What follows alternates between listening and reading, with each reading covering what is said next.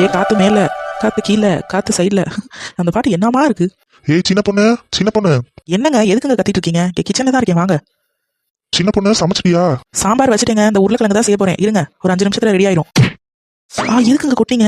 உருளைக்கிழங்கு இப்படி சீக்கிரியே, ஏன் தோலை மட்டும் சீச்சா ஆகாதா? பாதியில கீழே தான் சீச்சு போட்டுட்டு இருக்க.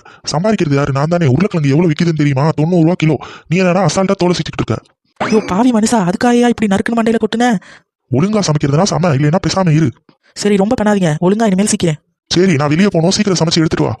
பாவி மனுஷன் இப்படி தோலை சேர்த்து சீச்சதுக்கு நறுக்குன்னு மண்டையில கொட்டிட்டு போறானே. சாப்பிடுங்க. ஏங்க எதுக்குங்க அந்த உருளைக்கிழங்கு எல்லாம் தனியா எடுத்து வச்சிருக்கீங்க?